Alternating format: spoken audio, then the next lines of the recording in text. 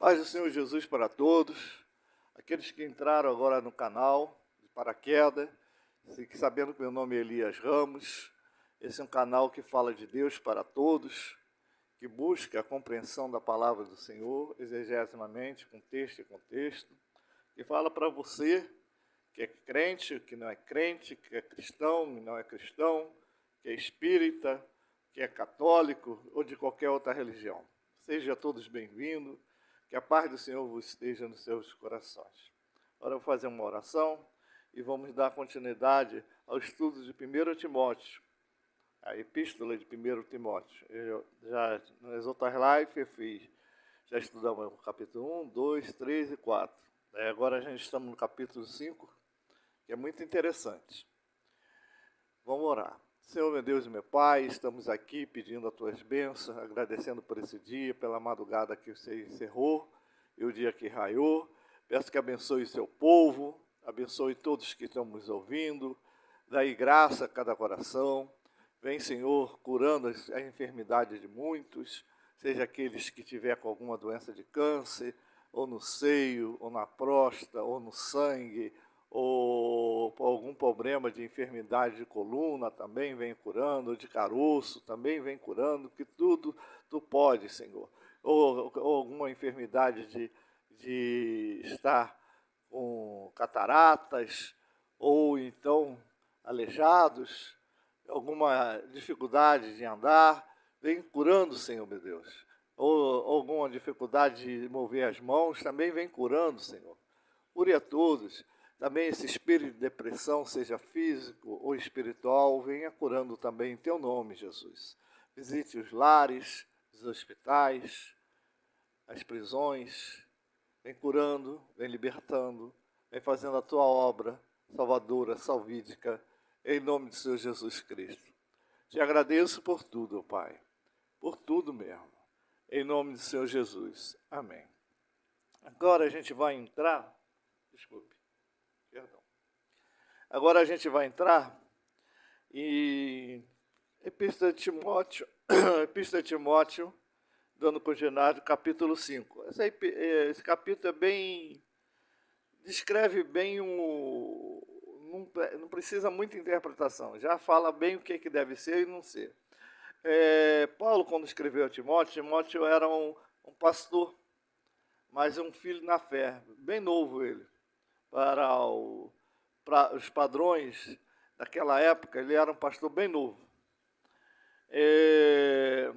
Hoje em dia a gente vê pastores novos, mas naquela época Timóteo era um homem bem novo.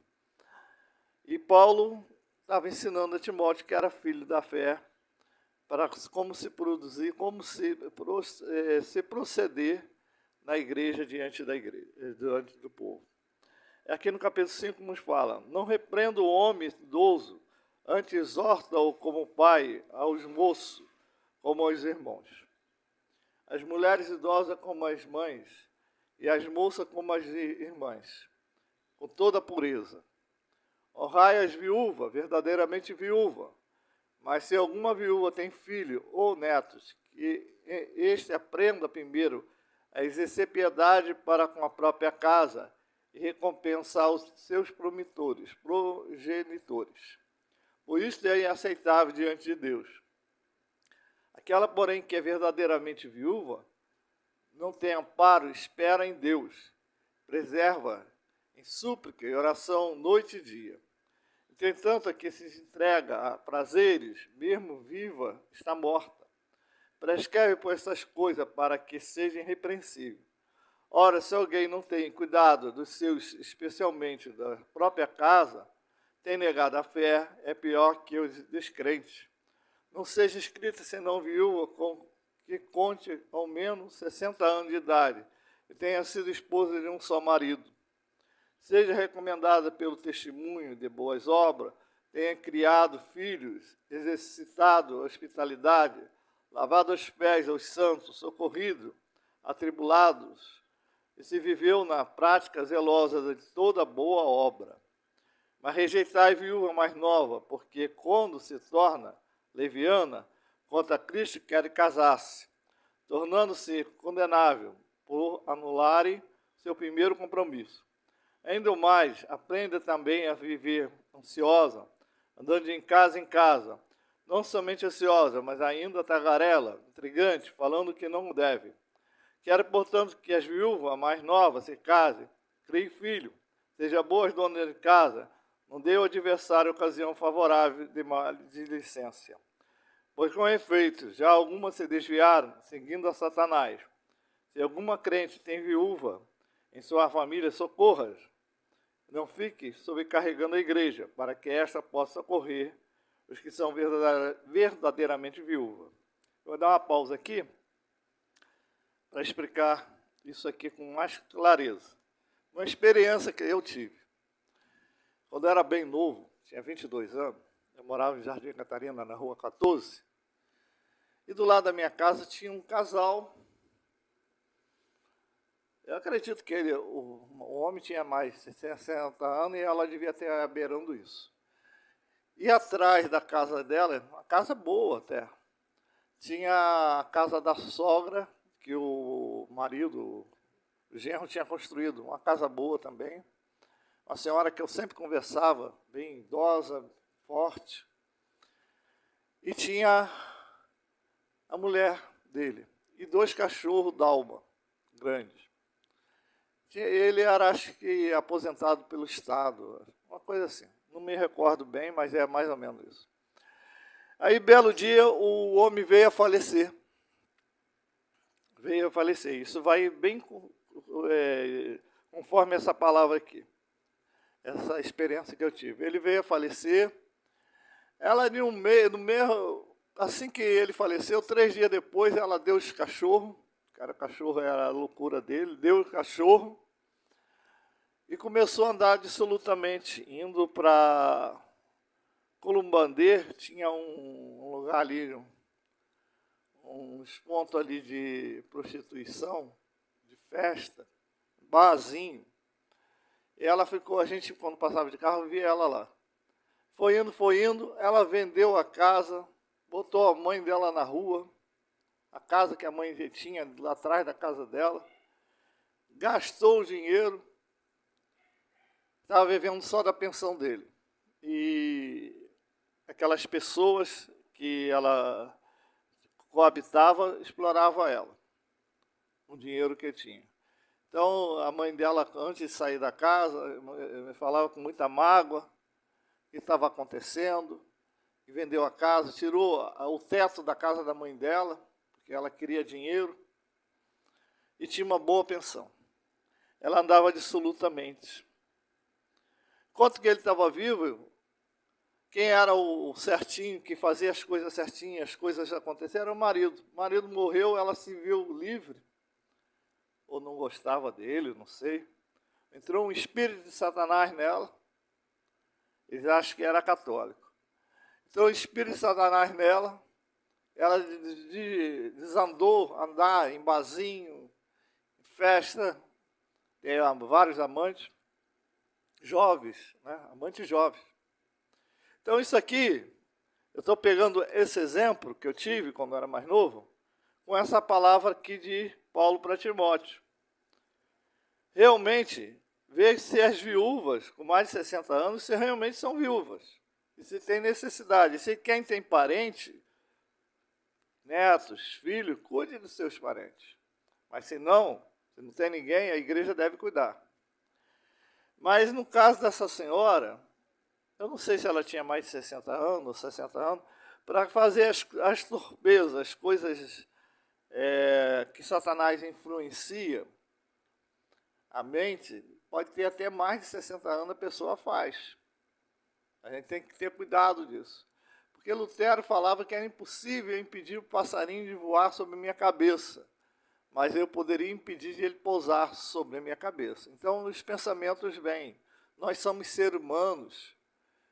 Nós somos bombardeados todo instante por pensamentos negativos, pensamentos de maldade, pensamentos de inveja, porfia, coisas que são da carne, briga, contenda, e uma porção de coisa. A mansidão, a longanimidade, a fé e a temperança são frutos do Espírito. E a gente temos que buscar os frutos do Espírito, renegar os desejos da carne, as contendas, as luxúrias, as ganâncias, as invejas, as maledicências. E temos que ser vigilantes nessas coisas. Então, eu estou contando essa experiência que Deus me fez lembrar. Essa passagem é muito séria de Paulo para Timóteo. E é real, tá? É real. Às vezes a pessoa vive num casamento, dentro do casamento ela é certinha.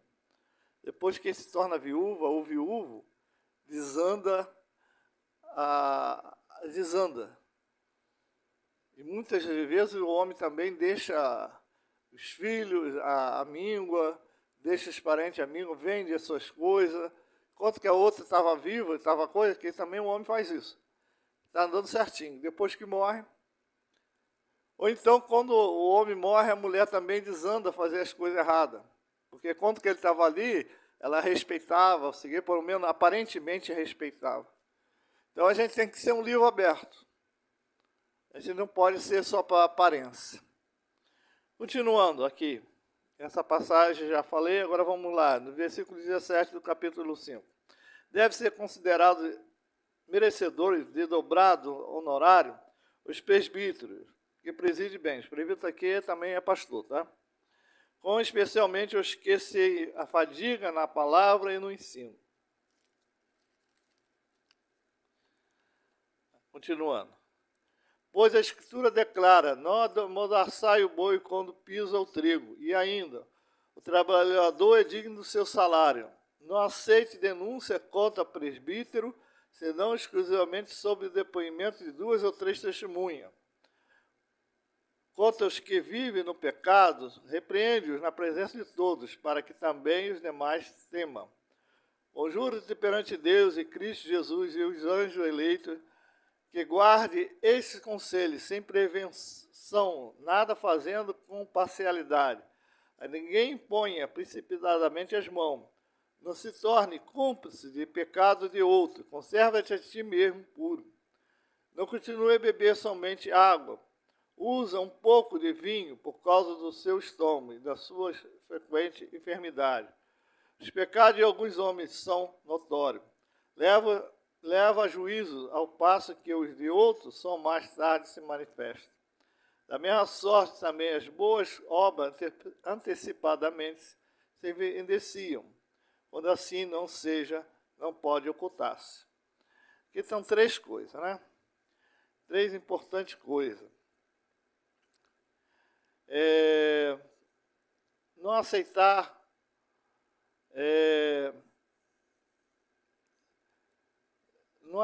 acusação contra o presbítero com 2 ou 3 testemunhas. Eu vou contar também outra história que aconteceu numa igreja, que eu não vou dizer o nome.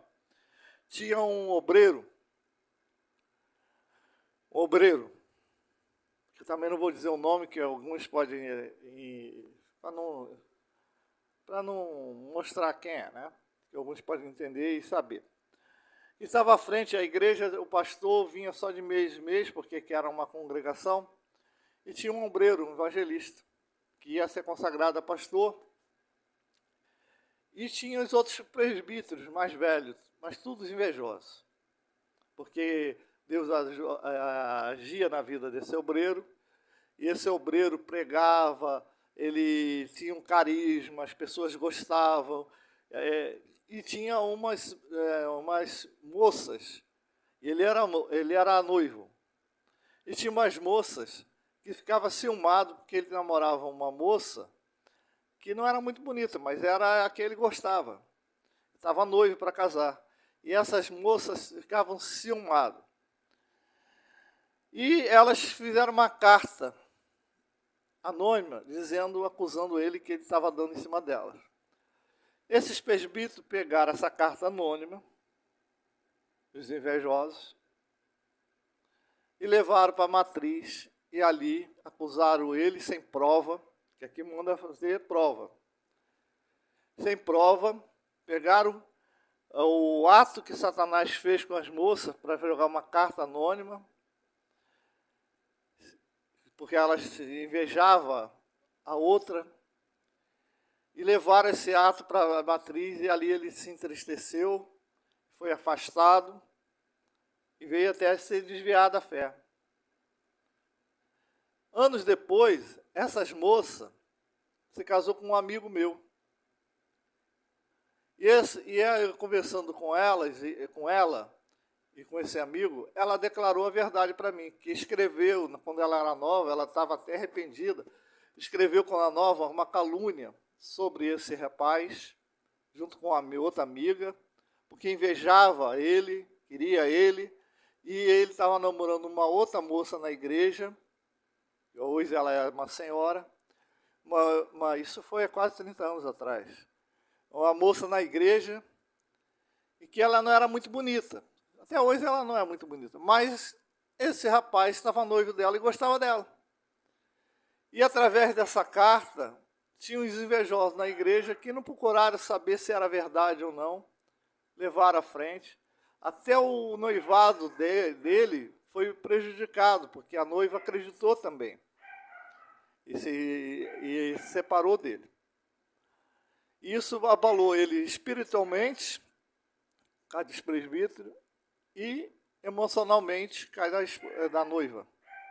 E ele se desviou por causa disso. Ele não vigiou e se desviou. E essa moça, casada com um amigo meu, declarou que ela, naquela coisa de mocidade, ela realmente fez isso. Por inveja, por sentimento de inveja, por ciúme. E os presbíteros invejosos, olha só, inveja, ciúme e invejosos, os presbíteros invejosos, porque ele era muito usado na igreja, pegaram aquela carta e levaram à frente. Como o pastor lá de Niterói não tinha que acreditar nos presbíteros, foi mais de 2, né? Acreditaram, não teve discernimento também, e afastou o jovem. Estava na frente, ia ser consagrado a pastor até, para ficar ali naquela igreja. Era um grupo esses presbíteros eram um grupo de família, que queria mandar na igreja, queria conduzir a igreja do seu jeito. E a gente tem que ter muito cuidado com isso. Às vezes a calúnia pode derrubar um homem de fé. A calúnia pode derrubar uma alma dos pés do Senhor. E essa moça, ela disse que se arrependeu. Isso aí é com ela e Deus. Mas os presbíteros também passaram por a espada. Eu sei o que aconteceu com eles. Passaram por a espada. Então, o que acontece? Temos que ter muito cuidado com isso. Muito cuidado. Cuidado quando você acusa um presbítero ou um pastor, que tenha 2, 3 testemunhas, mas que seja testemunhas fiéis. Porque existem testemunhas falsas também. E isso é abominação diante de Deus. E aqui é outro ponto interessante, porque antigamente Paulo estava referindo a Timóteo que ele tinha um problema de estômago para beber também, não só água, mas vinho. Muitos falam que bebida é pecado. Bebida não é pecado. Só se embriagar que é pecado. E antigamente o pessoal também misturava água com vinho, porque que o vinho ele não é bem desinfetante, ele é um bactericida. Por causa do efeito do álcool, ele é bactericida. E as águas na cidade não tinha esgoto, era contaminado, as fontes eram contaminadas, frequentemente botava vinho na água para matar as bactérias. Isso é só a história da igreja, história arqueológica, você vai saber disso. Então, ficar nesse ensinamento, e 2 experiências que eu contei, uma da viúva que ficou perto da minha casa e o outro que aconteceu do rapaz que era evangelista, ia consagrar pastor e foi levado uma calúnia para ele, uma calúnia que matou ele na fé e terminou o noivado dele. Esses atos de Satanás, usando próprias pessoas na igreja, é frequente. Isso não é uma coisa que acontece esporadicamente, não. Acontece frequentemente, até dentro do casamento. Então, ficai na paz, nesse ensinamento. Amanhã vai ser o capítulo 6, para terminar a primeira epístola de Timóteo. Não esqueça de dar o joinha, assinar o canal, o sininho, todas as modificações e compartilhar, se puder. Ficar na paz, porque estamos estudando a palavra de Deus. Que Deus vos abençoe. E as ricas bênçãos de Deus e as consolações do Espírito Santo estejam sobre todos que processam o nome de Jesus, Senhor Jesus, como Senhor e Salvador. Amém. Ficar com Deus aí.